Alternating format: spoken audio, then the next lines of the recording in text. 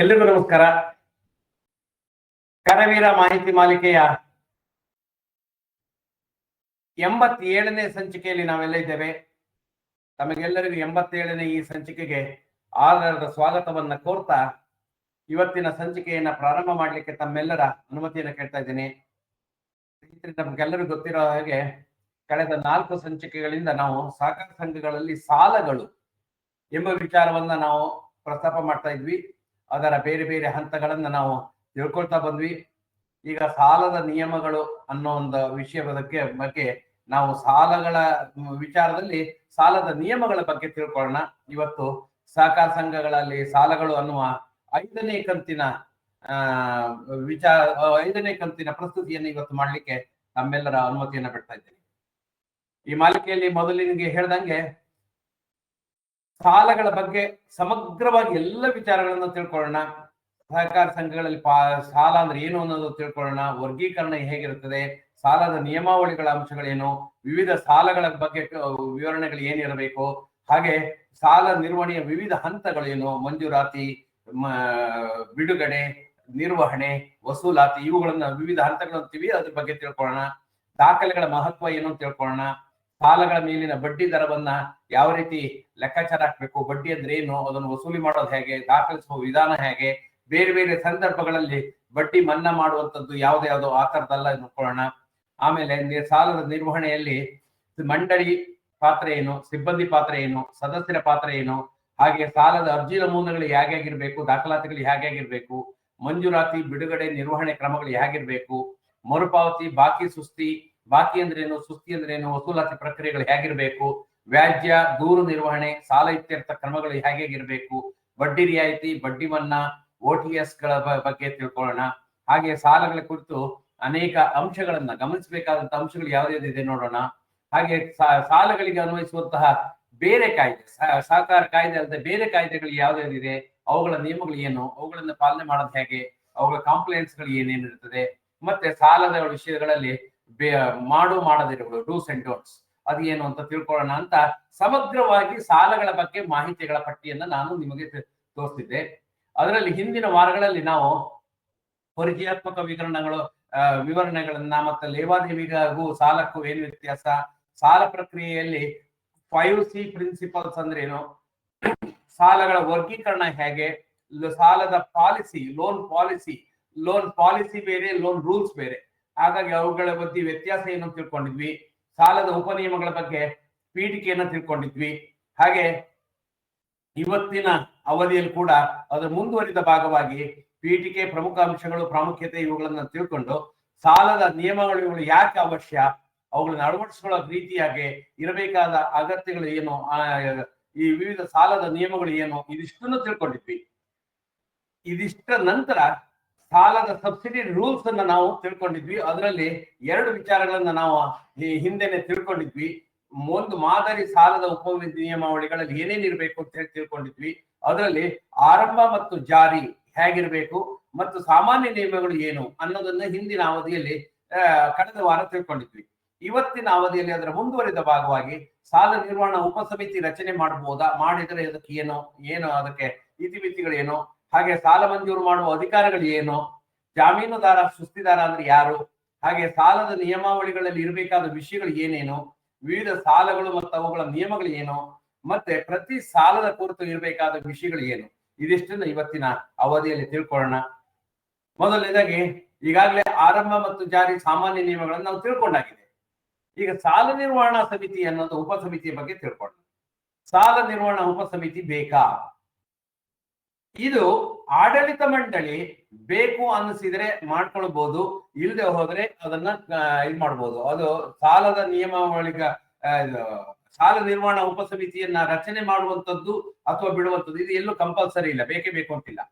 ಆದ್ರೆ ಮಾಡಬೇಕಾ ಮಾಡಬಾರ್ದ ಅನ್ನೋದು ಆಡಳಿತ ಮಂಡಳಿಯ ತೀರ್ಮಾನ. ಹಾಗಾಗಿ ಇದು ಸಾಲ ನಿರ್ವಹಣಾ ಉಪಸಮಿತಿಯನ್ನ ರಚನೆ ಮಾಡಬಹುದು. ಸಾಲ ನಿರ್ವಹಣಾ ಉಪಸಮಿತಿಯ ರಚನೆಯನ್ನ ಮಾಡ್ಲಿಕ್ಕೆ ಅದಕ್ಕೆ ಆದ ನಿಯಮಗಳಿದಾವೆ. ಅಂದ್ರೆ ಯಾವ ರೀತಿ ಮಾಡಬೇಕು ಅನ್ನೋದನ್ನ ಒಂದಿಷ್ಟು ನಿಯಮಗಳಿದಾವೆ. ಅವುಗಳನ್ನ ಯಾವ ರೀತಿ ಮಾಡಬೇಕು ಅನ್ನೋದನ್ನ ಸೂಕ್ಷ್ಮವಾಗಿ ಇವತ್ತು ಹೇಳ್ತೀನಿ. ಒಂದು, ಸಾಲದ ಸಾಲ ನಿರ್ವಹಣಾ ಉಪಸಮಿತಿ ಮಾಡಬೇಕು ಅಂತ ಬೋರ್ಡ್ನವರಿಗೆ ಅನ್ಸಿದ್ರೆ ಅವರು ಒಂದು ಉಪಸಮಿತಿಯನ್ನು ರಚನೆ ಮಾಡಬಹುದು. ಆ ಉಪಸಮಿತಿ ಅಂದ್ರೆ ಏನು? ಬೋರ್ಡಿನ ಉಪಸಮಿತಿ ಆಗಿರ್ತದೆ. ಬೋರ್ಡಿನ ಉಪಸಮಿತಿ ಆಗಿರ್ತದೆ ಅಂದ್ರೆ ಬೋರ್ಡಿನಲ್ಲಿ ಇರುವಂತವರೇ ಇರ್ಬೋದು ಅಥವಾ ಬೇರೆಯವರು ಇರ್ಬೋದು. ಉಪಸಮಿತಿಯಲ್ಲಿ ಕನಿಷ್ಠ 3 ಜನ, ಗರಿಷ್ಠ 5 ಜನರು ಇರ್ಬೋದು. ಅಂದ್ರೆ ಗರಿಷ್ಠ 5 ಹೌದಾ ಸರ್? ಎಲ್ಲಿದೆ? ಇಲ್ಲ. ಆದ್ರೆ ಕಾರ್ಯಸಾಧ್ಯತೆ ನಿಮಗೆ ಈಸಿ ಆಗ್ಲಿ ಅನ್ನೋ ಕಾರಣಕ್ಕೋಸ್ಕರ 5 ಅಂತ ಹೇಳ್ತಾ ಇದ್ದೀನಿ ಹೊರತು 7 ಜನರನ್ನ ಇಟ್ಕೊಂಡ್ರೆ ತಪ್ಪ ಸರ್ ಅಂದ್ರೆ ಇಲ್ಲ, ಖಂಡಿತ ಇಡ್ಬೋದು. ಆದ್ರೆ 7 ಜನರನ್ನ ಸೇರಿಸಿ ತೀರ್ಮಾನ ಮಾಡ್ಕೊಳ್ಳುವಂಥದ್ದು ಕಷ್ಟ ಆಗ್ಬೋದು ಅನ್ನೋ ಹಿನ್ನೆಲೆಯಲ್ಲಿ ಕನಿಷ್ಠ 3, ಗರಿಷ್ಠ 5. ಒಬ್ಬ ಸಾಲ ನಿರ್ವಹಣಾ ಉಪಸಮಿತಿ ಅಂತೇಳಿ ಒಬ್ಬರನ್ನ ಮಾಡಿದ್ರೆ ತಪ್ಪಾಗತ್ತೆ. ಅದಕ್ಕೆ ಕನಿಷ್ಠ 3 ಇರ್ಲಿ, ಗರಿಷ್ಠ 5 ಸದಸ್ಯರನ್ನು ಒಳಗೊಂಡಿರ್ತಕ್ಕದ್ದು ಅಂತ. ಅಂದ್ರೆ ಇದು ನೀವು ಅರ್ಥ ಮಾಡ್ಕೊಳ್ಳಿ, ಸಾಲಗಳ ಉಪನಿಯಮಗಳಲ್ಲಿ ನೀವು ಅಳವಡಿಸ್ಕೊಂಡಿರುವಂತಹ ಉಪಸಮಿತಿಯ ನಿಯಮಗಳಿವು. ಸಾಲ ನಿರ್ವಹಣಾ ಉಪಸಮಿತಿಗೆ ಇಷ್ಟೇ ಇರ್ಬೇಕಾ? ಖಂಡಿತ ಇಲ್ಲ. ಇದು ನಾವು ಸಮಗ್ರವಾಗಿ ಒಂದು ಸಾಲದ ಉಪನಿಯಮಗಳನ್ನ ಚರ್ಚೆ ಮಾಡ್ತಾ ಇದೀವಿ.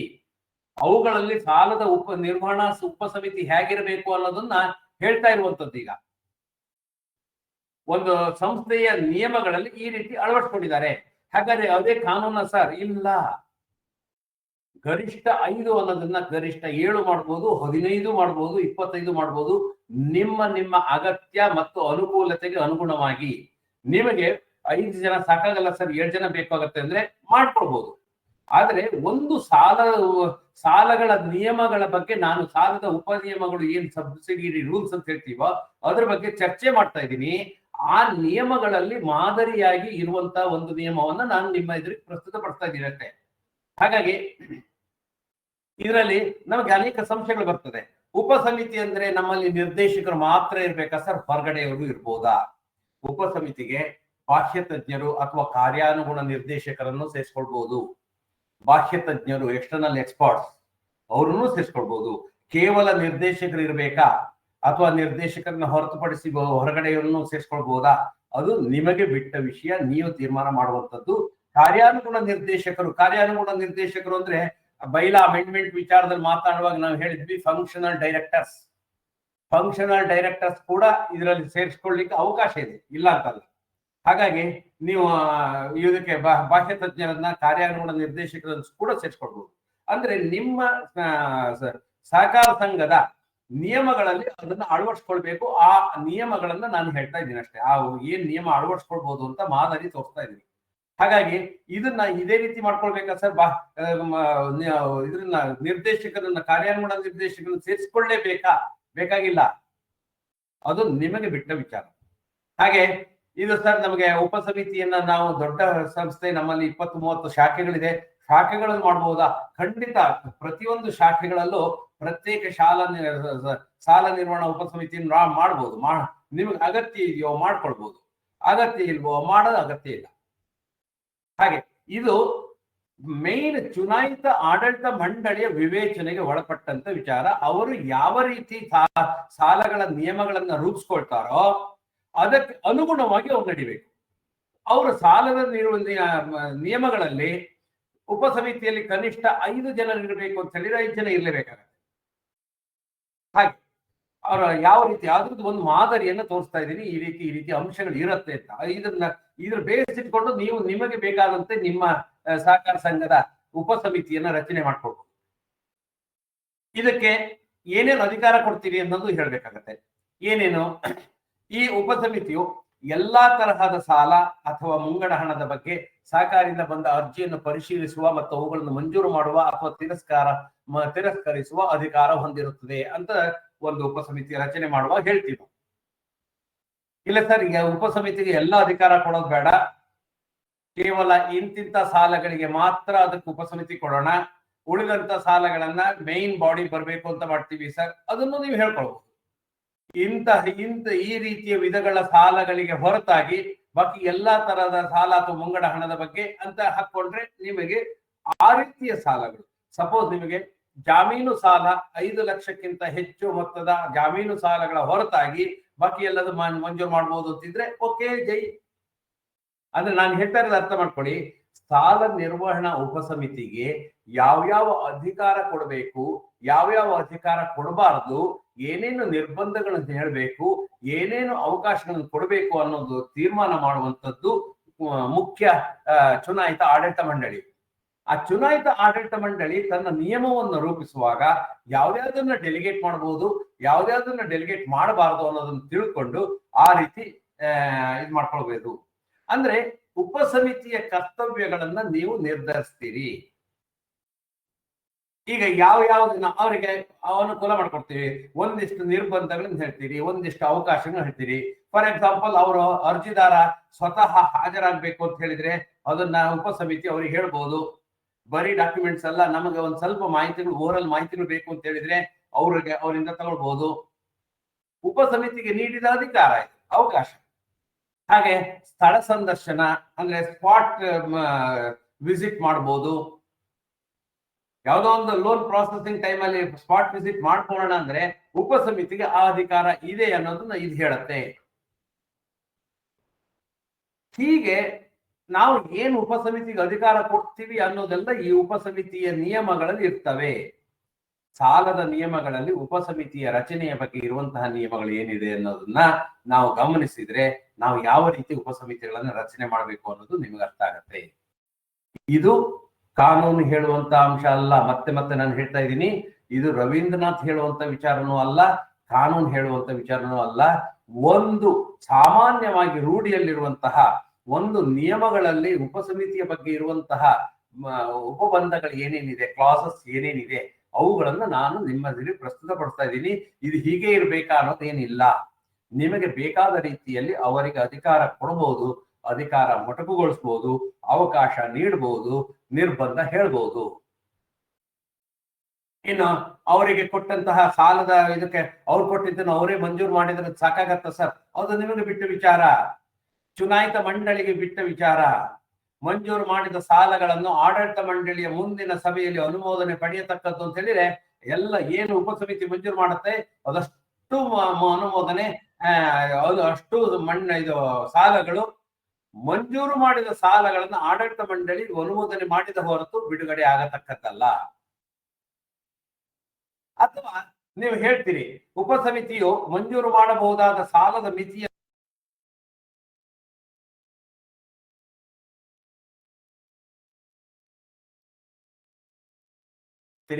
ಆವಾಗ ಆಡಳಿತ ಮಂಡಳಿ ಕಾಲ ಕಾಲಕ್ಕೆ ಉಪಸಮಿತಿಗೆ ಈ ವರ್ಷ 50 ಲಕ್ಷ ರೂಪಾಯಿಗಳವರೆಗಿನ ಅಡಮಾನ ಸಾಲಗಳು, 5 ಲಕ್ಷ ರೂಪಾಯಿಗಳವರೆಗಿನ ಜಾಮೀನು ಸಾಲಗಳು, 1 ಲಕ್ಷ ರೂಪಾಯಿವರೆಗಿನ ಬಂಗಾರ ಸಾಲಗಳು, ಒಂದೊಂದು ಸಾಲಕ್ಕೂ ಒಂದೊಂದು ಮಿತಿಯನ್ನು ಹೇಳಿ ಅದಷ್ಟನ್ನ ಅವರು ಮಂಜೂರು ಮಾಡಬಹುದು ಅಂತ ಹೇಳ್ತೀರಿ. ಜೈ, ನಾನು ಹೇಳೋದು ಅರ್ಥ ಆಗ್ತಾ ಇದೆಯಲ್ಲ?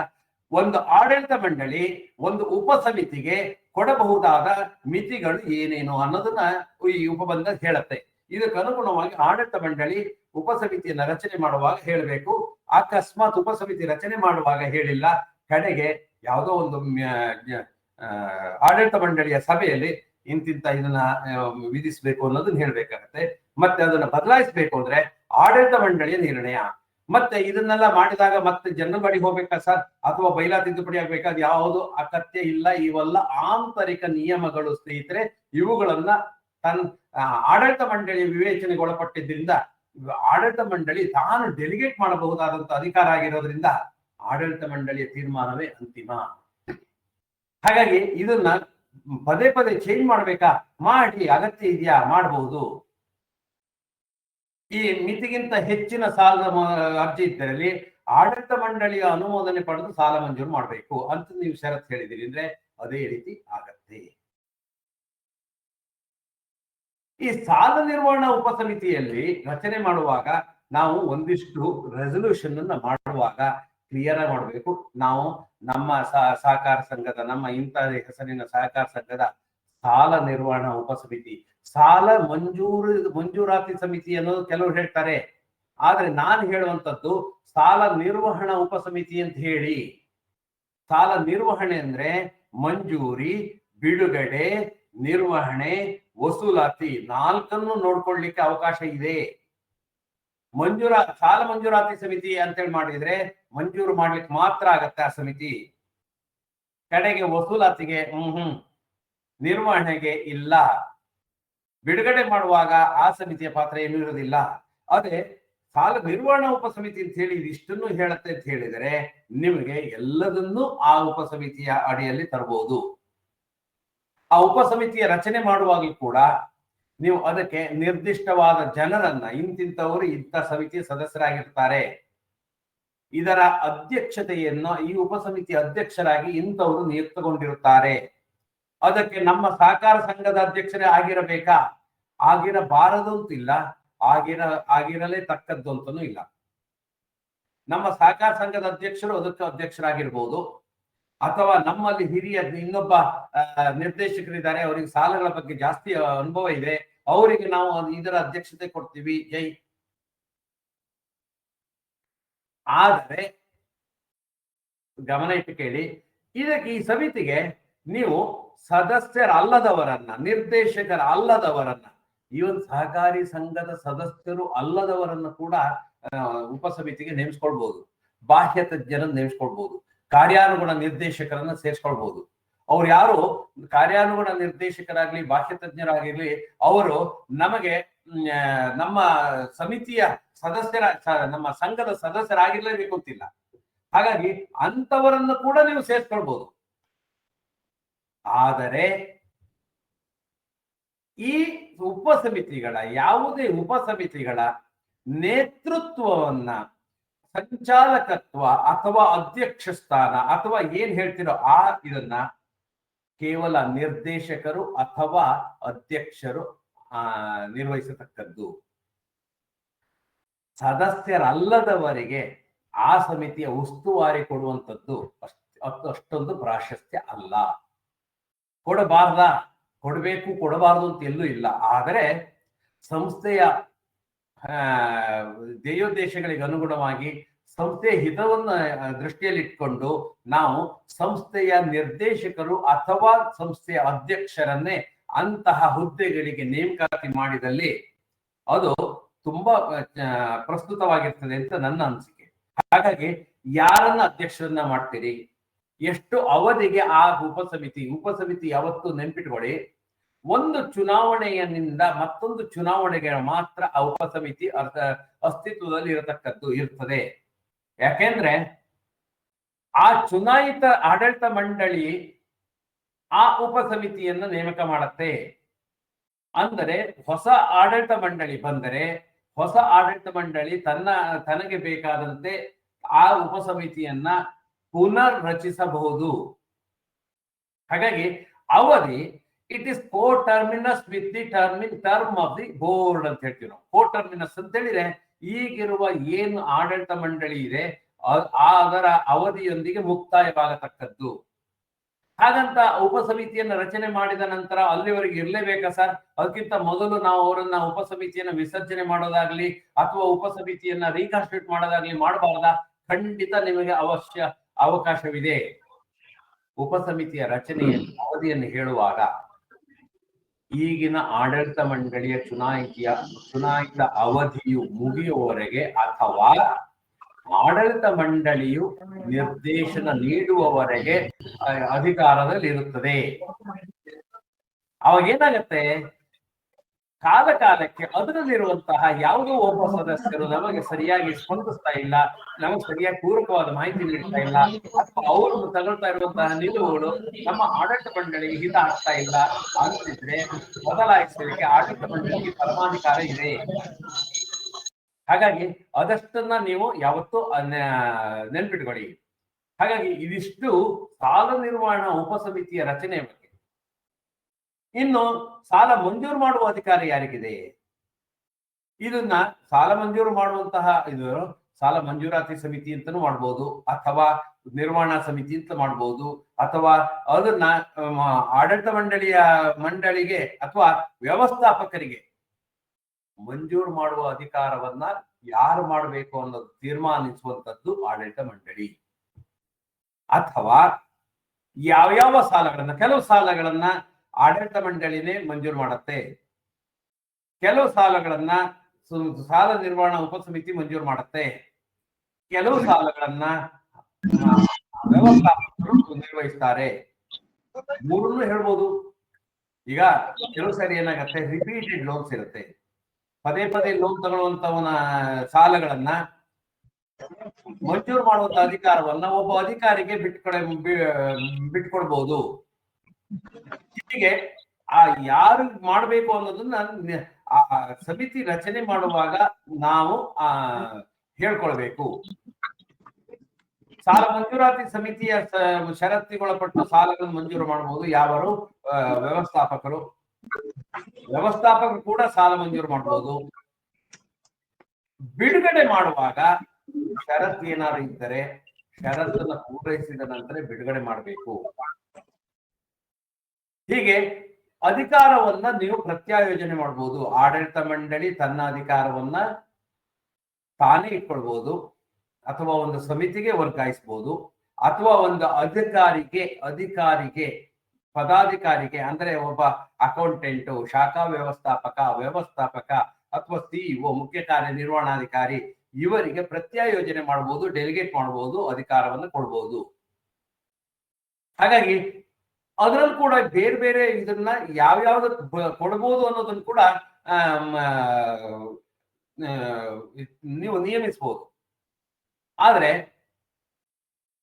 ಕೆಲವೊಂದು ಸನ್ನಿವೇಶಗಳಲ್ಲಿ ಸಾಲ ಮಂಜೂರು ಮಾಡುವಂತಹ ವಿಷಯಗಳಲ್ಲಿ ಯಾವಾಗ ಪಕ್ವ ಆಗತ್ತೆ, ಈಗ ಡೆಪಾಸಿಟ್ ಮೇಲೆ ಲೋನ್ ಕೊಡುವಾಗ ಅದರ ಪಕ್ವ ಆಗುವ ಮೆಚ್ಯೂರ್ ಆಗುವಂತಹ ಅವಧಿ ಯಾವುದು ನೋಡ್ಕೊಂಡು ಅಷ್ಟೇ ಅವಧಿಗೆ ಸಾಲವನ್ನು ಕೊಡಬೇಕು. ಪಕ್ವವಾಗುವ ನಂತರದ ಅವಧಿಗೆ ಯಾವುದೇ ಸಾಲವನ್ನು ಕೊಡುವಂತಿಲ್ಲ. ಅಂದ್ರೆ LIC ಪಾಲಿಸಿ ಇರ್ಬೋದು, ಅಥವಾ ಗೌರ್ಮೆಂಟಿನ ಇನ್ವೆಸ್ಟ್ಮೆಂಟ್ ಇರ್ಬೋದು, ಅಥವಾ ನಿಮ್ಮಲ್ಲಿರುವಂತಹ ಡೆಪಾಸಿಟೇ ಇರ್ಬೋದು. ಡೆಪಾಸಿಟ್ ಯಾವಾಗ ನಿಮ್ಮಲ್ಲಿ ಮೆಚ್ಯೂರ್ ಆಗತ್ತೆ ಅದಕ್ಕಿಂತ ಅವಧಿಯ ನಂತರದ ಇದರಲ್ಲಿ ಅದನ್ನು ಕೊಡುವಂತಿಲ್ಲ. ಯಾಕೆಂದ್ರೆ ಡೆಪಾಸಿಟ್ ಮೆಚ್ಯೂರ್ ಆದ ತಕ್ಷಣ ಅದರ ಮೇಲೆ ಏನಾಗತ್ತೆ, ಸರ್ ಡೆಪಾಸಿಟ್ ನಮ್ಮ ಹತ್ರ ಇರ್ತದೆ, ಯಾವತ್ತು ನಾವು ಅದನ್ನ ಹೊರಗಡೆ ಬಿಡೋದಿಲ್ಲ, ಆಮೇಲೆ ಅವರು ಬಂದು ತಗೊಂಡೋಗ ಏನಾಗತ್ತೆ ಸ್ನೇಹಿತರೆ, ಒಂದು ಅರ್ಥ ಮಾಡ್ಕೊಳ್ಳಿ. ನಾವು ಮೆಚ್ಯೂರ್ ಆದ ನಂತರ ನಮಗೆ ಇನ್ನೊಂದು ಡೆಪಾಸಿಟ್ ಟೈಮಲ್ಲಿ ನಾನು ಅದನ್ನ ಹೇಳ್ತೀನಿ, ಮೆಚ್ಯೂರ್ ಆಗಿರುವಂತಹ ಡೆಪಾಸಿಟ್ ನಂತರ ಅವ್ರು ರಿನ್ಯೂವಲ್ ಮಾಡ್ಲಿಕ್ಕೆ ಬರ್ಲಿಲ್ಲ ಅಂದ್ರೆ ಮೆಚ್ಯೂರ್ ಆಗಿರುವಂತಹ ಪಕ್ವವಾಗಿರುವಂತಹ ಡೆಪಾಸಿಟ್ಗಳ ಮೇಲೆ ಬಡ್ಡಿ ಆಕರಿಸುವಂತಿಲ್ಲ ಮತ್ತು ಬಡ್ಡಿ ನೀಡುವಂತಿಲ್ಲ. ಒಂದು ಅವನು ಹಿಂತೆಗೆದುಕೊಳ್ಳಬೇಕು ಅಥವಾ ರಿನ್ಯೂವಲ್ ಮಾಡಬೇಕು. ಎರಡು ಮಾಡಿಲ್ಲ ಅಂದ್ರೆ ನಿಮ್ಮಲ್ಲಿ ಅನ್ಕ್ಲೈಮ್ಡ್ ಡೆಪಾಸಿಟ್ ಆಗಿ ಮೆಚ್ಯೂರ್ ಡೆಪಾಸಿಟ್ ಆಗಿ ಹಂಗೆ ಉಳ್ಕೊಳುತ್ತೆ, ಅದರ ಮೇಲೆ ಬಡ್ಡಿ ಆಕರಣೆ ಮಾಡಕೂಡದು. ಆವಾಗ ಏನಾಗ್ಬಿಡುತ್ತೆ, ಬಡ್ಡಿ ಆಕರಣೆ ನಿಂತು ಹೋದಾಗ ಅದು ಅದಕ್ಕೆ ಸಾಲವನ್ನು ಕೊಟ್ಟಿದ್ರೆ ಸಾಲದ ಬಡ್ಡಿ ಹೋಗ್ತಾ ಇರ್ತದೆ, ಅದ್ರ ಮೇಲಿನ ಬಡ್ಡಿ ಅಷ್ಟೇ ನಿಂತ್ಬಿಡುತ್ತೆ. ಹಾಗಾಗಿ ಅವಧಿಯ ಪಕ್ವವಾಗುವ ಮೊದಲೇ ನಾವು ಅದನ್ನ ನೋಡ್ಕೊಂಡು ಮಾಡ್ಕೊಳ್ಬೇಕು. ಯಾವುದೇ ಸಂದರ್ಭದಲ್ಲೂ ಅಂತಹ ದಾಖಲೆ ಅವಧಿ ಪೂರ್ಣವಾದಾಗ ಮರೆಯುವಂತ ಮೊತ್ತಕ್ಕಿಂತ ಜಾಸ್ತಿ ಇರುವಂತಹ ಇದಕ್ಕೆ ನಾವು ಬಾಕಿ ಅಂದ್ರೆ ಒಟ್ಟಾರೆ ನಮ್ಮ ಸಂಸ್ಥೆ ಹಿತಾಸಕ್ತಿಯನ್ನು ಕಾಪಾಡ್ಕೊಳ್ಬೇಕು. ಸೊ ಭದ್ರತಾ ಸಾಲವನ್ನ ನೀಡುವಾಗ ಅಲ್ಲಿ ಪೂರ್ತಿಯಾಗಿ ಅರ್ಥ ಮಾಡ್ಕೊಳ್ಳಿ. ಭದ್ರತಾ ಸಾಲವನ್ನ ನೀಡುವಾಗ ಸಾಲದ ಅಥವಾ ಬಡ್ಡಿಯ ಆಂಶಿಕ ಮೊತ್ತವು ಮರುಪಾವತಿಯಾಗದೆ ಪೂರ್ತಿಯಾಗಿ ಬಾಕಿ ಉಳಿದ್ರೆ ಅದಕ್ಕೆ ಬರಬಹುದಾದಂತ ಬಡ್ಡಿ, ಸುಸ್ತಿ ಬಡ್ಡಿ ಎಲ್ಲದನ್ನು ಸೇರಿಸಿ ಒಟ್ಟು ಬರಬಹುದಾದಂತ ಹಣಕ್ಕಿಂತ ಜಾಸ್ತಿ ಆಗುವಂತ ರೀತಿಯಲ್ಲಿ ಹೊಂದಾಣಿಕೆಯಿಂದ ಸಾಲ ಮಂಜೂರು ಮಾಡಬೇಕು. ಅದನ್ನ ನಾವು ಅರ್ಥ ಮಾಡ್ಕೊಳ್ಬೇಕು. ನೆಕ್ಸ್ಟ್, ಜಾಮೀನುದಾರ. ಜಾಮೀನುದಾರ ಅಂದ್ರೇನು? ಒಬ್ಬ ಸಾಲಗಾರ ಸಕಾಲದಲ್ಲಿ ಕಂತನ್ನ ಪಾವತಿಸಲು ವಿಫಲನಾದ್ರೆ ಅಂತಹವನ ಸಾಲವನ್ನ ತೀರಿಸುವ ಜವಾಬ್ದಾರಿಯನ್ನು ಹೊರುವವನು ಜಾಮೀನುದಾರ. ಜಾಮೀನುದಾರ ಅಂದ್ರೆ ಯಾರು?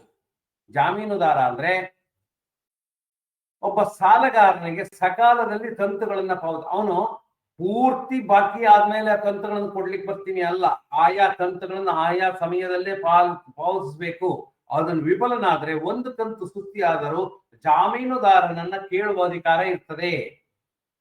ಹಾಗಾಗಿ ಒಬ್ಬ ಜಾಮೀನುದಾರ ಸಾಲಗಾರನಷ್ಟೇ ಜವಾಬ್ದಾರಿಯನ್ನು ಹೊರುವವನಾಗ್ತಾನೆ. ಹಾಗಾಗಿ ಸಾಲಗಾರನಷ್ಟೇ ಜವಾಬ್ದಾರಿ ಅವನಿಗೂ ಇರ್ತದೆ. ಮತ್ತೆ ಠೇವಣಿ ಆಧಾರ ಸಾಲ, ಜೀವ ವಿಮಾ ಪಾಲಿಸಿ, ಸರ್ಕಾರಿ ಭದ್ರತಾ ಪತ್ರಗಳು ಅಥವಾ ಕೃಷಿ ಉತ್ಪನ್ನ ಮುಂಗಡ ಸಾಲ ಅಥವಾ ಚಿನ್ನಾಭರಣ ಸಾಲಗಳನ್ನು ಹೊರತುಪಡಿಸಿ ಇವುಗಳಿಗೆ ಜಾಮೀನುದಾರರ ಅಗತ್ಯ ಇರೋದಿಲ್ಲ. ಠೇವಣಿ ಆಧಾರ ಸಾಲದಲ್ಲಿ ಜಾಮೀನುದಾರ ಬೇಕಾಗೋದಿಲ್ಲ. LIC ಪಾಲಿಸಿ ಮೇಲೆ ಕೊಡೋದಿದ್ರೆ ಜಾಮೀನುದಾರನ ಅಗತ್ಯ ಇಲ್ಲ. ಸರ್ಕಾರಿ ಭದ್ರತಾ ಪತ್ರಗಳ ಮೇಲೆ ಕೊಡೋದಿದ್ರೆ ಅದಕ್ಕೆ ನೀವು ಜಾಮೀನುದಾರರ ಅಗತ್ಯ ಇಲ್ಲ. ಕೃಷಿ ಉತ್ಪನ್ನ ಮುಂಗಡ ಇವುಗಳಿಗೆ ಸಾಮಾನ್ಯವಾಗಿ ಜಾಮೀನುದಾರರ ಅಗತ್ಯ ಇರೋದಿಲ್ಲ. ಅದನ್ನು ಉಳಿದಂತೆ ಎಲ್ಲರಿಗೂ ಸಾಲಗಳ ಇದಕ್ಕೆ ಜಾಮೀನುದಾರನ ಹೊಂದಿರಬೇಕು ಅನ್ನೋದು ನಮ್ಮ ಕಂಡೀಷನ್. ಜಾಮೀನುದಾರರು ಈಗಾಗಲೇ ಹೇಳ್ದಂಗೆ ಜವಾಬ್ದಾರಿ ಮಾತ್ರ ಸಾಲಗಾರನಷ್ಟೇ ಇರ್ತದೆ. ಅವನ ಯಾವುದೇ ಸಂದರ್ಭದಲ್ಲಿ ಒಬ್ಬ ಜಾಮೀನುದಾರ ಆಗಿದ್ದಾನೆ ಅಂದ್ರೆ ಜಾಮೀನು ಕೊಟ್ಟಿರುವಂತಹ ಸಂದರ್ಭದಲ್ಲಿ ಬಾಕಿ ಇರುವಂತಹ ಸಾಲದ ಮೊತ್ತ ಇರ್ಬೋದು, ಬಡ್ಡಿ ಇರ್ಬೋದು, ಸುಸ್ತಿ ಬಡ್ಡಿ ಇರ್ಬೋದು, ಅಥವಾ ಇತರ ಖರ್ಚುಗಳು ಇರ್ಬೋದು, ಅವುಗಳ ವಸೂಲಿಗೆ ಈ ಸೆಂಟೆನ್ಸ್ ಸರಿಯಾಗಿ ಅರ್ಥ ಮಾಡ್ಕೊಳ್ಳಿ.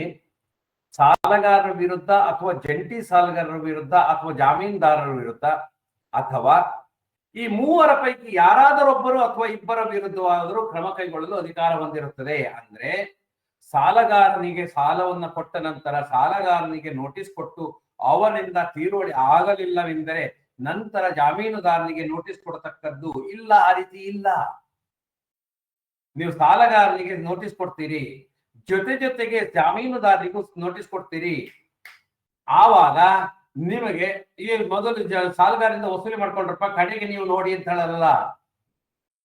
ಯಾವತ್ತು ಸಾಲಗಾರರ ಜೊತೆಗೆ ಜಂಟಿ ಸಾಲಗಾರರು ಮತ್ತು ಇವರಿಗೆಲ್ಲರಿಗೂ ನೀವು ನೋಟಿಸ್ ಕೊಡ್ಲಿಕ್ಕೆ ನಿಮಗೆ ಅಧಿಕಾರ ಇದೆ. ಅದನ್ನ ನಾವು ಅರ್ಥ ಮಾಡ್ಕೊಳ್ಬೇಕು. ಇನ್ನು ಜಾಮೀನುದಾರರ ಅವಶ್ಯಕತೆ ಇರುವಂತಹ ಸಾಲಗಳು ಈಗಾಗಲೇ ಹೇಳಿಲ್ಲ. ಆಭರಣ ಸಾಲ ಅಥವಾ ಠೇವಣಿ ಮೇಲಿನ ಸಾಲ, ಈ ರೀತಿ ಜಾಮೀನುದಾರರ ಅಗತ್ಯ ಇಲ್ಲ ಅಂತ ಹೇಳಿದ್ವಲ್ಲ. ಆ ರೀತಿಯ ಸಾಲಗಳ ಅಲ್ಲದೆ ಬೇರೆ ಸಾಲಗಳಿಗಿದ್ರೆ ಅವರ ಜಾಮೀನುದಾರರ ಹೆಸರು, ವಿಳಾಸ, ವಿವರಗಳನ್ನ, ಅವರ ಮಾಸಿಕ ಅಥವಾ ವಾರ್ಷಿಕ ಆದಾಯಗಳನ್ನ ಜೊತೆಗೆ ಜೋಡಿಸ್ಕೊಂಡು ನಾವು ತಗೊಳ್ಬೇಕಾಗತ್ತೆ. ಅದನ್ನ ನಾವು ಅರ್ಥ ಮಾಡ್ಕೊಳ್ಬೇಕು. ಹಾಗೆ ಸಾಲದ ಭದ್ರತೆ ಬಗ್ಗೆ ಅಂದ್ರೆ ಸಾಲದ ಭದ್ರತೆ ಬಗ್ಗೆ ಸಹಕಾರಿಗೆ ಮತ್ತೆ ಜಾಮೀನುದಾರರಾಗುವಂತವ್ರು ಯಾವತ್ತೂ ಸಹಕಾರಿಯ ಸದಸ್ಯರಾಗಿರ್ಲೇಬೇಕು. ಸಹಕಾರಿಯ ಸದಸ್ಯರನ್ನ ಹೊರತುಪಡಿಸಿ ಜಾಮೀನು ತಗೊಳ್ತೀವಿ ಅಂದ್ರೆ ಇಲ್ಲ. ಸದಸ್ಯರಲ್ಲದವರನ್ನ ನಾವು ಜಾಮೀನಿಗೆ ತಗೊಳ್ಳಿಕ್ ಬರೋದಿಲ್ಲ. ಅದು ಗೊತ್ತಿರ್ಬೇಕು ನಿಮಗೆ. ಯಾವುದೇ ರೀತಿಯ ಸದಸ್ಯರಾದ್ರೂ ಆಗಿರ್ಬೋದು, ಅವರು ಸದಸ್ಯರಾಗಿರ್ಬೇಕು. ಇನ್ನು ನಾಮಮಾತ್ರ ಸದಸ್ಯರನ್ನ ಜಾಮೀನುದಾರನಾಗ ಮಾಡ್ಕೊಳ್ಬಹುದಾ? ಮಾಡ್ಕೊಳ್ಬೇಡಿ. ಯಾಕೆಂದ್ರೆ ಒಂದು ಕೋರ್ಟಿನ ಜಡ್ಜ್ಮೆಂಟ್ ಪ್ರಕಾರ ನಾಮಮಾತ್ರ ಸದಸ್ಯರು ವ್ಯಾವಹಾರಿಕ ಸದಸ್ಯರಲ್ಲ. ಅವರು ಷೇರುದಾರ ಸದಸ್ಯರಲ್ಲದಿದ್ದರಿಂದ ಅವರಿಂದ ಷೇರು ತಗೊಳ್ಳೋದಿಲ್ಲ ನಾವು. ಹಾಗಾಗಿ ಷೇರುದಾರ ಅಲ್ಲದರಿಂದ ಅವರನ್ನ ಜಾಮೀನುದಾರರಾಗಿ ತಗೊಳ್ಬೇಡಿ. ಯಾಕೆಂದ್ರೆ ಇನ್ನೊಂದು ಕಾರಣ ಏನು ಅಂದ್ರೆ, ಯಾವತ್ತು ಜಾಮೀನುದಾರರು ತಾವು ಯಾವ ಉದ್ದೇಶಕ್ಕೆ ನಾಮಿನಲ್ ಸದಸ್ಯರು ನಾಮಮಾತ್ರ ಸದಸ್ಯರು ತಾವು ಯಾವ ಉದ್ದೇಶಕ್ಕಾಗಿ ಸೇರ್ಪಡೆಗೊಂಡಿದ್ದೇವೋ ಆ ಉದ್ದೇಶ ಈಡೇರುವವರೆಗೆ ಅಥವಾ 3 ವರ್ಷ ಯಾವುದು ಮೊದಲು ಅವರ ಅವಧಿ. ನಾಮಮಾತ್ರ ಸದಸ್ಯರ ಅವಧಿ ಏನಿದೆ ಅಂದ್ರೆ 3 ವರ್ಷಕ್ಕಿಂತ ಜಾಸ್ತಿ ನಾಮಮಾತ್ರ ಸದಸ್ಯರನ್ನ ಚಾಲ್ತಿಯಲ್ಲಿ ಇಟ್ಕೊಳ್ಳಿಕ್ಕೆ ಬರೋದಿಲ್ಲ. ಮತ್ತೆ ನೀವು ನಾಮಮಾತ್ರ ಸದಸ್ಯರನ್ನ ಮಾಡ್ಕೊಳ್ಬೇಕಾಗತ್ತೆ.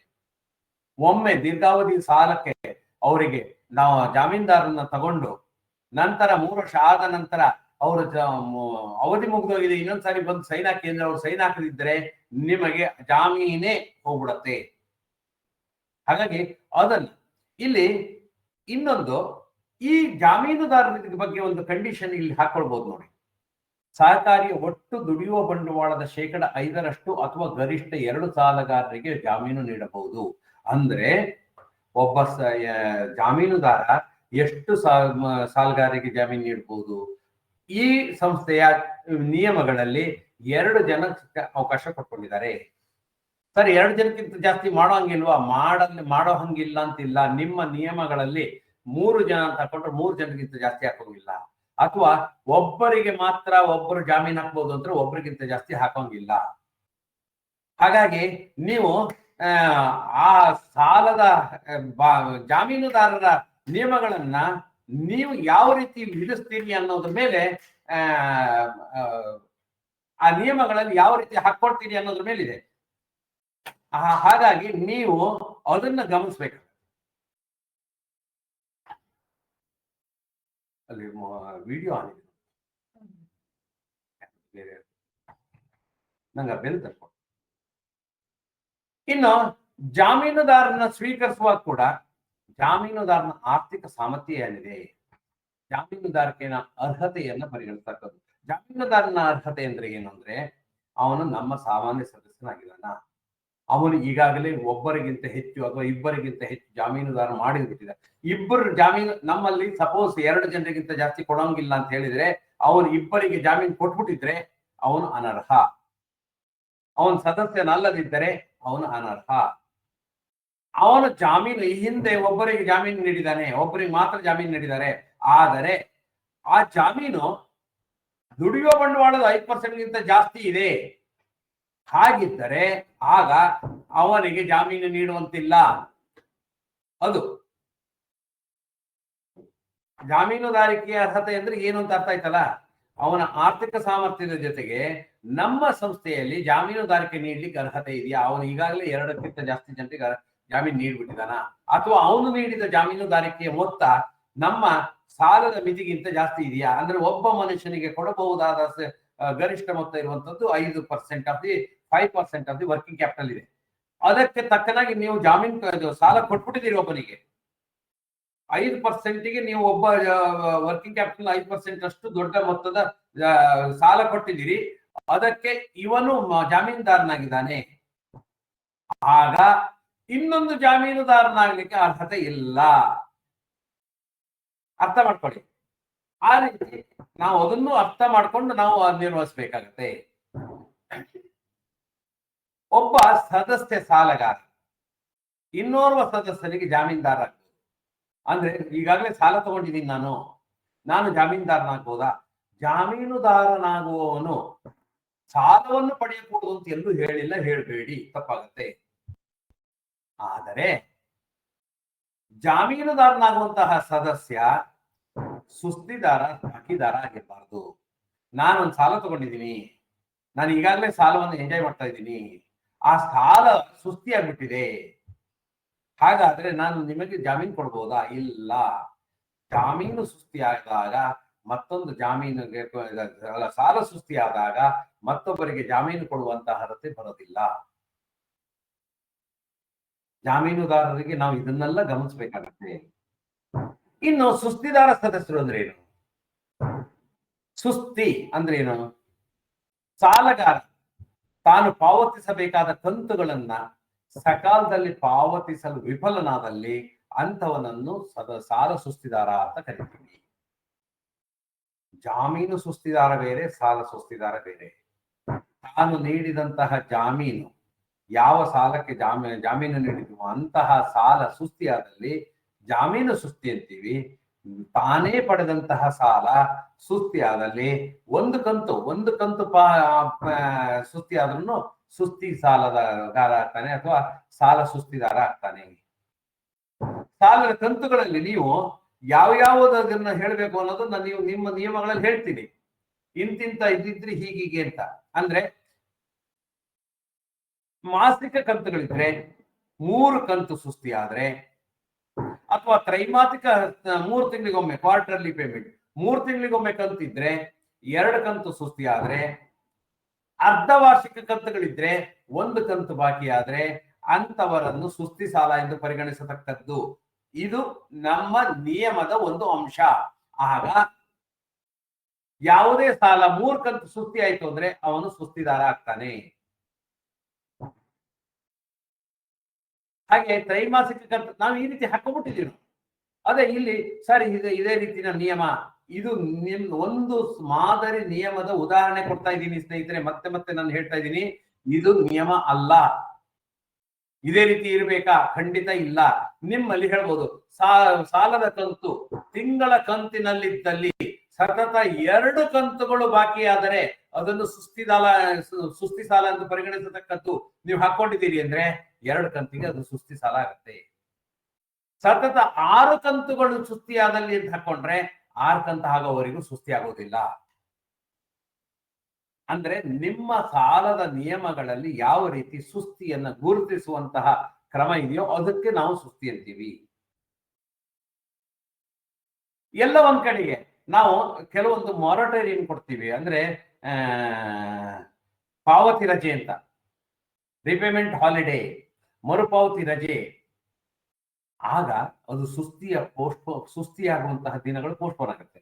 ಆದರೆ ಅಲ್ಲಿ ನಿಮ್ಮ ಬೈಲಾದಲ್ಲಿ ಅಥವಾ ನಿಮ್ಮ ಉಪನಿಯಮಗಳಲ್ಲಿ ಅಥವಾ ಸಾಲದ ನಿಯಮಗಳಲ್ಲಿ ಅಥವಾ ಸಾಲದ ಅಗ್ರಿಮೆಂಟ್ ನಲ್ಲಿ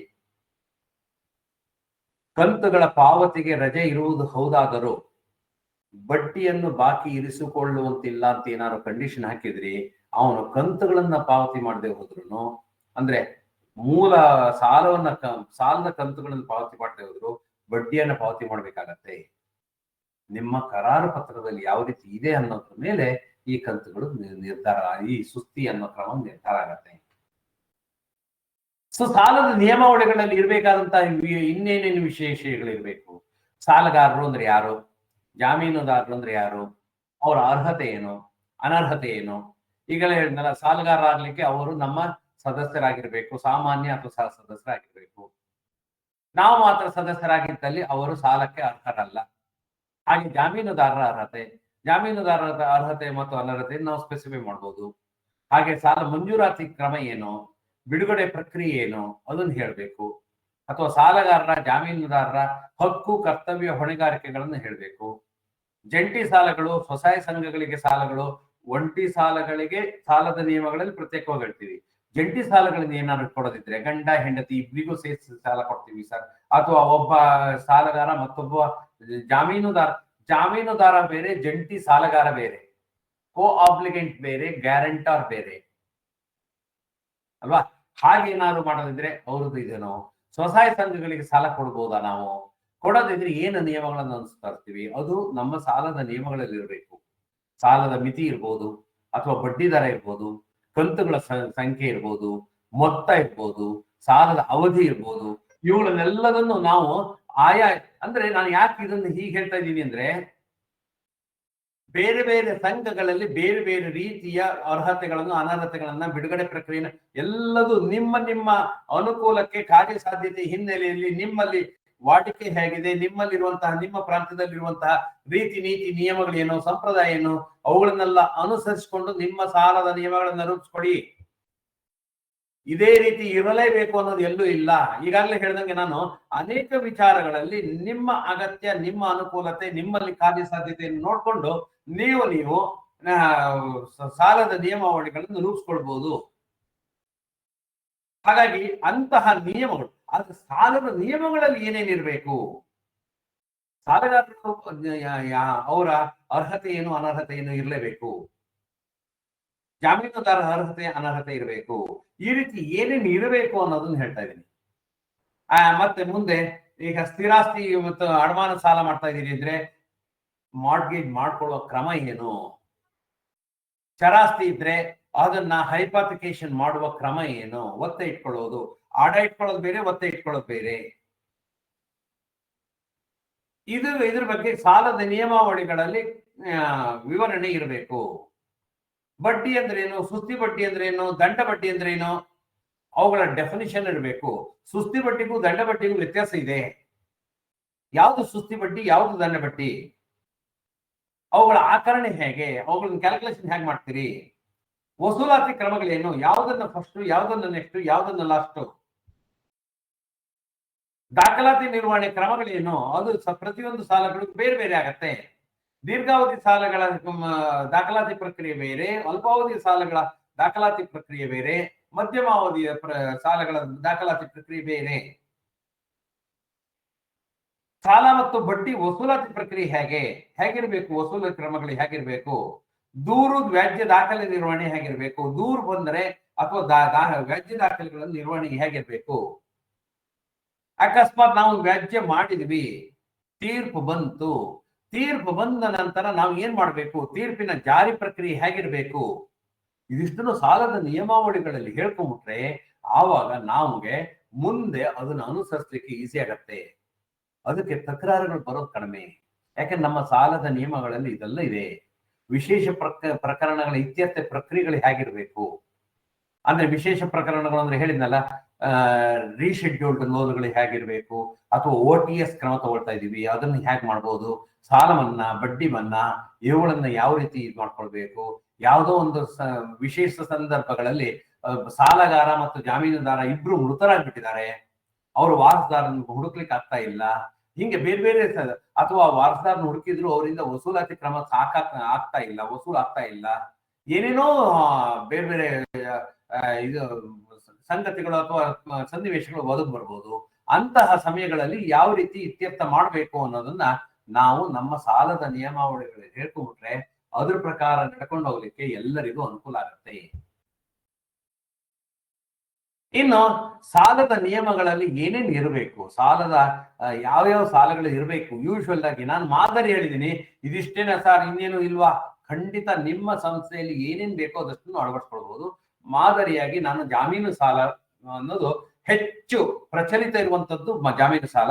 ಜಾಮೀನು ಸಾಲದ ನಿಯಮಗಳೆಲ್ಲ ಇರಬೇಕು. ಸ್ಯಾಲ್ರಿ ಲೋನ್ ಇರಬೇಕು, ಸ್ಯಾಲ್ರಿ ಲೋನ್ ಕೊಡ್ತಾ ಇದೀವಿ ನಾವು, ಸ್ಯಾಲ್ರಿ ಲೋನಿನ ಅಷ್ಟು ವಿಚಾರಗಳು ಅದರಲ್ಲಿ ಇರಬೇಕು. ವಾಹನ ಸಾಲ ಕೊಡ್ತಾ ಇದೀವಿ, ವಾಹನ ಸಾಲದಲ್ಲೂ ವಾಹನ ಸಾಲವನ್ನ ಹೇಳುವಾಗ ಅಂದ್ರೆ ನಾವು ಪ್ರತಿಯೊಂದು ಜಾಮೀನು ಸಾಲ, ವೇತನಾಧಾರ ಸಾಲ, ವಾಹನ ಸಾಲ ಅಂದ್ರೆ ಅವುಗಳಲ್ಲಿ ಮತ್ತೆ ಮತ್ತೆ ಡಿವಿಷನ್ಸ್ ಇರ್ಬೋದು, ಅಥವಾ ಸಬ್ ಕ್ಲಾಸಸ್ ಇರ್ಬೋದು, ಅಥವಾ ಇನ್ನು ಬೇರೆ ಬೇರೆ ಸಾಲಗಳ ವಿಧ. ಈಗ ವಾಹನ ಸಾಲ ಅಂದ್ರೆ 2 ವೀಲರ್ಗೆ ಬೇರೆ ತರ ಇರ್ಬೋದು, 3 ವೀಲರ್ಗೆ ಬೇರೆ ತರ ಇರ್ಬೋದು, 4 ವೀಲರ್ಗೆ ಬೇರೆ ತರ ಇರ್ಬೋದು, ದೊಡ್ಡ ದೊಡ್ಡ ವೆಹಿಕಲ್ಗಳಿಗೆ, JCB ಅಂತ ವೆಹಿಕಲ್ಗಳಿಗೆ, ಅರ್ತ್ ಮೂವರ್ಸ್ ತರ ವೆಹಿಕಲ್ಗಳಿಗೆ ಬೇರೆ ಇರ್ಬೋದು, ಟಿಪ್ಪರ್ಗಳಿಗೆ, ಅಥವಾ ಹೊಸದಾದ ವಾಹನಗಳಿಗಿರ್ಬೋದು, ಸೆಕೆಂಡ್ ಹ್ಯಾಂಡ್ ಇರ್ಬೋದು. ಹೀಗೆ ಆಯಾ ಸಾಲಗಳ ಅಥವಾ ಸಾಲಗಳಲ್ಲಿ ಬರುವಂತಹ ಬೇರೆ ಬೇರೆ ವಿಧಗಳ ಬಗ್ಗೆ ನೀವು ಅಲ್ಲಿ ಹೇಳ್ಕೊಳ್ಬೇಕಾಗತ್ತೆ. ಠೇವಣಿ ಆಧಾರ ಸಾಲ, ಯಾವ್ಯಾವ ಠೇವಣಿಗಳನ್ನ ಆಧಾರ ಮಾಡ್ಬೋದು, ನಾವು ನಿತ್ಯ ನಿಧಿ ಪಿಗ್ಮಿಯನ್ನ ಡೆಪಾಸಿಟ್ ಅನ್ನ ಪಿಗ್ಮಿ ಡೆಪಾಸಿಟ್ ಮೇಲೆ ಸಾಲ ಕೊಡ್ಬೋದಾ, ಅಥವಾ ಕನಿಷ್ಠ 1 ವರ್ಷದ ಅವಧಿ ಇರ್ಬೋದಾ, RD ಮೇಲೆ ಸಾಲ ಕೊಡ್ಬೋದಾ, ಯಾವ್ಯಾವುದರ ಮೇಲೆ ಯಾವ್ಯಾವ ಠೇವಣಿಗಳ ಮೇಲೆ ಆಧಾರ ಸಾಲ ಕೊಡ್ಬೋದು ಅನ್ನೋದನ್ನ ನಾವು ಹೇಳ್ಬೇಕು. ಸ್ಥಿರಾಸ್ತಿ ಅಡಮಾನ ಸಾಲ ಅಂದ್ರೆ ಯಾವ್ಯಾವಂತಹ ಸ್ಥಿರಾಸ್ತಿಗಳು, ಸ್ವಯಾರ್ಜಿತ ಮಾತ್ರನ ಪಿತ್ರಾರ್ಜಿತದ ಮೇಲೆ ಕೊಡ್ತೀವೋ, ಪಿತ್ರಾರ್ಜಿತ ಆಗಿದ್ರೆ ನಾವು ಅದನ್ನ ಅಡಮಾನ ಮಾಡ್ಕೊಳ್ಳುವಂತಹ ಪ್ರಕ್ರಿಯೆ ಹೇಗೆ. ಚಿನ್ನಾಭರಣ ಆಧಾರ ಸಾಲ, ಚಿನ್ನಾಭರಣಗಳಿದೆ ಅದನ್ನ ಗೋಲ್ಡ್ ಲೋನ್ ಅಂತ, ಪ್ಲೆಡ್ ಲೋನ್ ಅಂತ, ಜವೆಲ್ ಲೋನ್ ಅಂತೀವಿ ನಾವು. ಹಾಗೆ ಚಿನ್ನಾಭರಣ ಖರೀದಿ ಸಾಲ, ಚಿನ್ನಾಭರಣ ಆಧಾರ ಸಾಲ ಬೇರೆ, ಚಿನ್ನಾಭರಣ ಖರೀದಿ ಸಾಲ ಬೇರೆ. ಚಿನ್ನಾಭರಣ ಆಧಾರ ಸಾಲ ಅಂದ್ರೆ ನನಗೆ ನನ್ನ ಮುತ್ತಜ್ಜನ ಕಾಲದಿಂದಲೂ ನನಗೆ ಬಂದಿರುವಂತಹ ಒಂದಿಷ್ಟು ಚಿನ್ನಗಳಿತ್ತೆ, ನನ್ನ ಹಿಸ್ಸೆ ಬಂದಿರುವಂತದ್ದು, ಅದನ್ನ ನಿಮ್ಮಲ್ಲಿ ತಂದಿಟ್ಟು ನಾನು ಸಾಲ ತಗೊಂಡು ಹೋಗ್ತೀನಿ, ಅದು ಚಿನ್ನಾಭರಣ ಆಧಾರ ಸಾಲ. ಇನ್ನು ಹೊಸದಾಗಿ ನಾನು ಚಿನ್ನಾಭರಣ ಖರೀದಿ ಮಾಡ್ತೀನಿ ಅಂತೇಳಿ ನಿಮ್ಗೆ ಅಪ್ಲಿಕೇಶನ್ ಹಾಕ್ತೀನಿ, ಆವಾಗ ಅದು 2 ಲಕ್ಷ ರೂಪಾಯಿ ಬೆಲೆಯ ಚಿನ್ನಾಭರಣವನ್ನು ಖರೀದಿ ಮಾಡ್ತೀನಿ, ನೀವು 1.5 ಲಕ್ಷ ರೂಪಾಯಿ ನಮಗೆ ಕೊಡಿ ಕೇಳಿದ್ರೆ ನಾನು ಆ ಆಭರಣಗಳ ಮೇಲೆ ನಾನು ಸಾಲ ಕೊಡ್ಬೋದು. ಅದು ನಮ್ಮಲ್ಲಿ ಆ ರೀತಿಯ ಇದಕ್ಕೆ ನಾವು ಅನುಕೂಲ ಮಾಡ್ಕೊಂಡಿದ್ರೆ ಅದನ್ನು ಕೂಡ ಮಾಡ್ಕೊಳ್ಬಹುದು. ಆವಾಗ ಆ ಚಿನ್ನಾಭರಣಗಳನ್ನ ಯಾವ್ದು ಹೊಸದಾಗಿ ತಗೊಂಡಿರ್ತೀವೋ ಅದನ್ನ ನಾವು ನಮ್ಮಲ್ಲಿ ಇಟ್ಕೊಳ್ತೀವಿ, ನಾವು ಅದನ್ನ ಅದರ ಆಧಾರದ ಮೇಲೆ ಕೊಡ್ತೀವಿ. ಪ್ರಕ್ರಿಯೆ ಸ್ವಲ್ಪ ವ್ಯತ್ಯಾಸ ಆಗತ್ತೆ ಅಷ್ಟೇ. ಹಾಗಾಗಿ ಆ ತರ ಸಾಲಗಳಿಗೆ ಕೊಡ್ಬೋದಾ. ಗೃಹ ಖರೀದಿ ಸಾಲ, ಗೃಹ ನಿರ್ಮಾಣ ಸಾಲ, ಹೊಸದಾಗಿ ನಾನು ಖರೀದಿ ಮಾಡ್ತಾ ಇದ್ದೀನಿ ಅಥವಾ ಹೊಸದಾಗಿ ನಾನು ಕಟ್ಟಿಸ್ತಾ ಇದ್ದೀನಿ, ಎರಡಕ್ಕೂ ಸಾಲ ಕೊಡ್ಬೋದು. ಬಿಸಿನೆಸ್ ಲೋನ್, ವ್ಯಾಪಾರ ಅಭಿವೃದ್ಧಿ ಸಾಲ, business development loan, usually OD ಇರ್ಬೋದು, ಸ್ಟಾಕ್ ಮೇಲೆ ಕೊಡ್ಬೋದು, ಅಥವಾ machinery loan, working capital loan, ಈ ರೀತಿ ಬೇರೆ ಬೇರೆ ಸಾಲಗಳನ್ನು ಕೊಡ್ಬೋದು. ಅಥವಾ LIC ಪಾಲಿಸಿ ಆಧಾರ ಸಾಲ ಕೊಡ್ಬೋದು. ಅಥವಾ ಗೃಹೋಪಯೋಗಿ ವಸ್ತು ಅಂದ್ರೆ ಕನ್ಸ್ಯೂಮರ್ಸ್ ಲೋನ್ ಅಂತೀವಿ ನಾವು, ಅಂದ್ರೆ ನಿಮ್ಗೆ ಟಿವಿ, ಫ್ರಿಡ್ಜ್, ವಾಷಿಂಗ್ ಮೆಷಿನ್ ಇಂಥದ್ದು ತಗೊಳ್ಳೋಕೆ ನಾವು ಸಾಲ ಕೊಡ್ತೀವಿ, ಅದನ್ನು ಕೂಡ ಕೊಡ್ಬೋದು. ಅದಕ್ಕೆಲ್ಲ ನಿಯಮಗಳು ಏನಿರ್ಬೇಕು ಅನ್ನೋದನ್ನ ಹೇಳಿರ್ಬೇಕು. ಓವರ್ ಡ್ರಾಫ್ಟ್, ಮೀರಡತೆ ಸಾಲ, ಸರ್ಕಾರಿ ಭದ್ರತಾ ಪತ್ರದ ಆಧಾರ ಸಾಲ, ಕೃಷಿ ಉತ್ಪನ್ನ ಆಧಾರ ಸಾಲ. ಕೃಷಿ ಉತ್ಪನ್ನ ಅಂದ್ರೆ ತಾನು ಬೆಳೆದಂತ ಕೃಷಿಯನ್ನ, ಅಡಿಕೆ ಇರ್ಬೋದು, ಕಾಳುಮೆಣಸು ಇರ್ಬೋದು, ಏಲಕ್ಕಿ ಇರ್ಬೋದು, ಗೋಧಿ, ಭತ್ತ, ರಾಗಿ, ತೊಗರಿ, ಯಾವ್ದೋ ನಿಮ್ಮ ನಿಮ್ಮ ಪ್ರಾಂತ್ಯದಲ್ಲಿ ಯಾವ್ದು ಬೆಳಿತಾರೋ ಅದನ್ನ ಅಡ ಇಟ್ಕೊಂಡು, ಅದನ್ನ ಆಧಾರವಾಗಿ ಇಟ್ಕೊಂಡು ಅದರ ಮೇಲೆ ಸಾಲ ಕೊಡ್ಬೋದು. ಈವನ್ ಕೋಲ್ಡ್ ಸ್ಟೋರೇಜ್ ಅಲ್ಲಿ ಇಡುವಂತದ್ದು ಅಥವಾ ಗೋಡೌನ್ ಮೇಲೆ ಇಟ್ಕೊಳ್ಳುವಂತದ್ದು, ಆ ತರದ ಸಾಲಗಳಿಗೆ ಕೊಡುವಂತದ್ದೇ ಕೃಷಿ ಉತ್ಪನ್ನ ಆಧಾರ ಸಾಲಗಳು ಬರ್ತವೆ. ಚರ ಸ್ವತ್ತುಗಳ ಆಧಾರ ಸಾಲ, ಇದಲ್ಲದೆ ಮೂವಲ್ಸ್ ಆಧಾರ ಸಾಲ, ಯಾವುದೇ ತರಹದ ಸ್ಥಿರಸ್ವತ್ತುಗಳು ನಿಮ್ಮಲ್ಲಿ ಆ ತರ ಅವುಗಳನ್ನ, ಇವೆಲ್ಲ ಸಾಲದ ವಿಧಗಳು. ನಿಮಗೆ ಬೇಕಾಗಿದ್ದಲ್ಲಿ, ನಿಮ್ಮಲ್ಲಿ ಪ್ರಚಲಿತವಿದ್ದಲ್ಲಿ, ನಿಮ್ಮಲ್ಲಿ ಅದಕ್ಕೆ ಬೇಡಿಕೆ ಇದ್ದಲ್ಲಿ ನಿಮ್ಮ ಸಾಲದ ನಿಯಮಗಳಲ್ಲಿ ಅದನ್ನು ಅಳವಡಿಸ್ಕೊಳ್ಬಹುದು. ಇದಿಷ್ಟೇನ ಸಾಲ ಸರ್, ಇದಿಷ್ಟೇ ಅಲ್ಲ, ಇತರ ಯಾವುದೇ ಸಾಲ, ನೀವು ಹೊಸ ಸಾಲ ಏನು ಅಂತ ಹೇಳ್ತೀರಿ ಅದನ್ನ ನಾವು ಮಾಡ್ತೀವಿ. ಸರ್ ನಾವು ಕಂಪ್ಯೂಟರ್ ತಗೊಳ್ಳಿಕ್ಕೆ ಸಾಲ ಕೊಡ್ಬೋದಾ? ಕೊಡಿ. ವಸೂಲಿ ಮಾಡ್ಕೊಳ್ಲಿಕ್ಕೆ ಅನುಕೂಲ ಇದೆ ಅಂದ್ರೆ ಕಂಪ್ಯೂಟರ್ ಇದಕ್ಕೋಸ್ಕರ ತಗೊಳ್ಬಹುದು.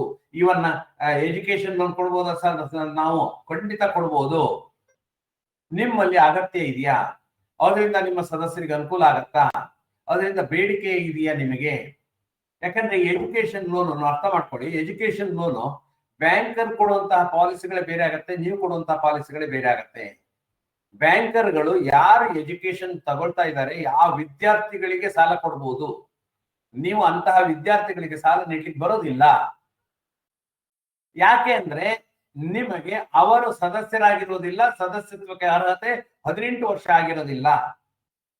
ಆಗ ನೀವು ಅವರ ತಂದೆಯವರಿಗೆ ಸಾಲ ಕೊಟ್ಟು ಅವರ ಮಕ್ಕಳು ಓದ್ತಾ ಇರೋದನ್ನ ದೃಢೀಕರಣ ಮಾಡಿಕೊಂಡು ಅದಕ್ಕೊಂದು ಸ್ವಲ್ಪ ನಿಯಮಗಳ ಬದಲಾವಣೆ ಮಾಡಿಕೊಂಡು ಮಕ್ಕಳ ಎಜುಕೇಶನ್ಗೋಸ್ಕರ ತಂದೆ ತಾಯಿಯರಿಗೆ ಸಾಲ ಕೊಡ್ತಾ ಇದ್ದೀರಿ.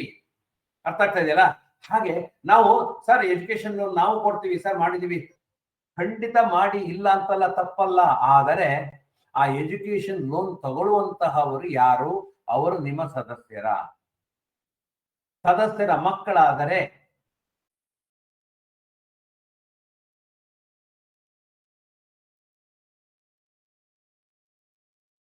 ಸಾಕಷ್ಟು ಅದಕ್ಕೆ ಬೇಕಾದಂತಹ ದಾಖಲಾತಿಗಳನ್ನ ಇಟ್ಕೊಳ್ಳಿ. ಮಗ ಸಾಲವನ್ನು ತಗೊಳ್ಳುವಂಥದ್ದು ಅಪ್ಪ, ಆದರೆ ಅದು ಉಪಯೋಗಿಸುವಂಥದ್ದು ಮಗನ ಎಜುಕೇಶನ್ಗೆ. ಹಾಗಾಗಿ ಮಗ ತೀರಿಸುವಂತಹ ಬೈಂಡಿಂಗ್ ಮಾಡ್ಕೊಳ್ಬಹುದಾ?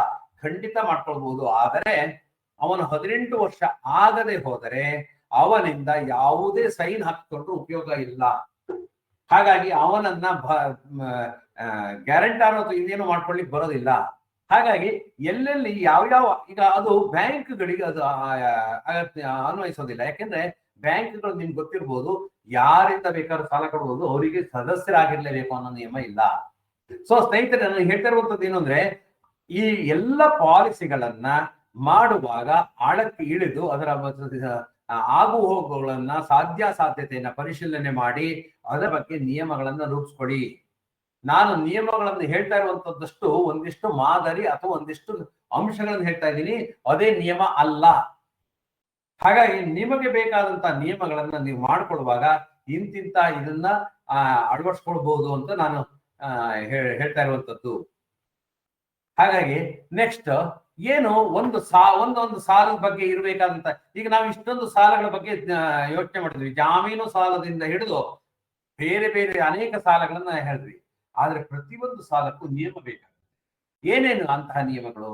ಒಂದು, ಆ ಸಾಲ ಅಂದ್ರೆ ಏನು, ಜಾಮೀನು ಸಾಲ ಅಂದ್ರೆ ಏನು, ಭದ್ರತಾ ಸಾಲ ಅಂದ್ರೆ ಏನು, ಅದಕ್ಕೆ ಪರಿಭಾಷೆ, ಡೆಫಿನಿಷನ್ ಹೇಳಬೇಕು.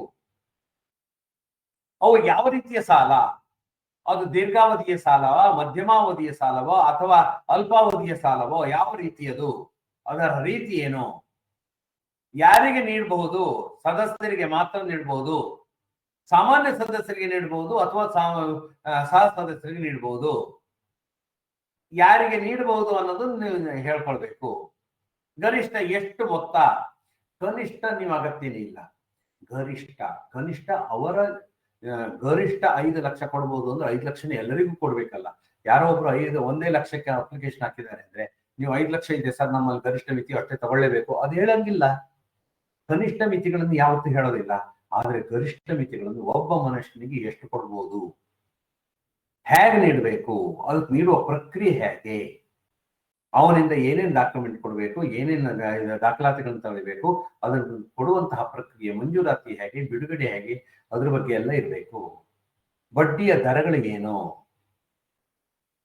ಕಂತುಗಳ ನಿಗದಿಪಡಿಸೋದು ಹೇಗೆ, ಅಲ್ಪಾವಧಿಯಾಗಿದ್ದರೆ 12 ತಿಂಗಳ ಒಳಗಡೆಗೆ 15 ತಿಂಗಳು. ಈಗ ಅಲ್ಪಾವಧಿಗೆ ಒಂದು ಡೆಫಿನಿಷನ್ ಸಣ್ಣ ಚೇಂಜ್ ಆಗಿದೆ. ಮೊದಲು 12 ತಿಂಗಳ ಒಳಗಿರುವಂತದ್ದಕ್ಕೆ ಅಲ್ಪಾವಧಿ ಅಂತ ಹೇಳ್ತಿದ್ವು.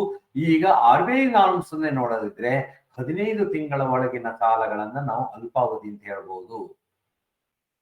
ಮಧ್ಯಮಾವಧಿಯ ಸಾಲವನ್ನ ಈಗ ವಿಸ್ತರಿಸಿ 5 ವರ್ಷ 60 ತಿಂಗಳು, ಮೊದಲು 36 ತಿಂಗಳಿತ್ತು, ಇದನ್ನ ಈಗ ವಿಸ್ತರಿಸಿ 60 ತಿಂಗಳವರೆಗಿನ ಸಾಲಗಳನ್ನು ಮಧ್ಯಮಾವಧಿ ಅಂತ ಹೇಳ್ತಾ ಇದ್ದಾರೆ. 5 ವರ್ಷಕ್ಕಿಂತ ಜಾಸ್ತಿ ಇರುವಂತದ್ದು ದೀರ್ಘಾವಧಿ. ಮೊದಲು 3 ವರ್ಷಕ್ಕಿಂತ ಜಾಸ್ತಿ ಇರುವಂತದ್ದು ದೀರ್ಘಾವಧಿ. ಯಾಕೆಂದ್ರೆ ಮೊದಲು 7 ವರ್ಷ 12 ವರ್ಷಗಳಿಗೆ ಮಾತ್ರ ಮಿತಿ ಇದ್ದಿದ್ದು, ಈಗ 21 ವರ್ಷವರೆಗೆ ನೀವು ಸಾಲ ಕೊಡ್ಲಿಕ್ಕೆ ಅನುಕೂಲ ಇರೋದ್ರಿಂದ ದೀರ್ಘಾವಧಿಯ ಇದನ್ನು ವಿಸ್ತರಣೆ ಮಾಡಲಾಗಿದೆ. ಹಾಗಾಗಿ ಕಂತುಗಳನ್ನು ಹೇಗೆ ನಿಗದಿ ಮಾಡಬಹುದು? ಕಂತುಗಳನ್ನು ನಿಗದಿ ಮಾಡುವಾಗ ನೀವು 2-3 ತರದಲ್ಲಿ, ಒಂದು ನಿವ್ವಳ ಕಂತುಗಳನ್ನು ಮಾತ್ರ ನಿಗದಿ ಮಾಡ್ತೀರಾ, ಅಥವಾ ಈಕ್ವೇಟೆಡ್ ಮಂತ್ಲಿ ಇನ್ಸ್ಟಾಲ್ಮೆಂಟ್ EMI ಮೇಲೆ ಮಾಡ್ತೀರಾ, ಸಮಾನ ಮಾಸಿಕ ಕಂತುಗಳು ಅಂತೀವಿ ನಾವು, ಅದರ ಪ್ರಕಾರ ಮಾಡ್ತಿರೋ, ಅಥವಾ ಬಡ್ಡಿ ಸಹಿತ ವಸೂಲಿ ಮಾಡ್ಕೊಳ್ತೀವಿ ಸರ್ ನಾವು ಈಕ್ವೇಟೆಡ್ ಮಂತ್ಲಿ ಇನ್ಸ್ಟಾಲ್ಮೆಂಟ್ ಮಾಡ್ತೀವಿ, ಅದನ್ನು ಮಾಡ್ತೀವ? ಅದನ್ನ ಯಾವ ರೀತಿ ನಿಗದಿ ಮಾಡ್ತೀವಿ? ಮರುಪಾವತಿಯ ಕ್ರಮಗಳು ಯಾವ ರೀತಿ, ಯಾವ ರೀತಿ ಅವರು ಮರುಪಾವತಿ ಮಾಡಬಹುದು? ಹೀಗೆ ಇದಿಷ್ಟು ಒಂದೊಂದು ಸಾಲಗಳನ್ನು ಇಷ್ಟು ಇರ್ಬೇಕಾಗತ್ತೆ. ಸಾಮಾನ್ಯ ನಿಯಮಗಳು ಎಲ್ಲ ಸಾಲಗಳಿಗೂ ಅನ್ವಯಿಸುತ್ತೆ. ಆಯಾ ಸಾಲಗಳಿಗೆ ಕುರಿತಂತೆ ಇಷ್ಟು ನಿಯಮಗಳು ಇರ್ತವೆ. ಇದನ್ನೆಲ್ಲ ಹೇಳುವಂತಹ ಒಂದು ಇದು ನಿಮ್ಮಲ್ಲಿ ಅಂದ್ರೆ ಒಂದೊಂದು ಸಾಲಕ್ಕೂ ಇಷ್ಟೊಂದು ಅಂಶಗಳನ್ನ ನಾವು ಕವರ್ ಮಾಡ್ಬೇಕಾಗತ್ತೆ.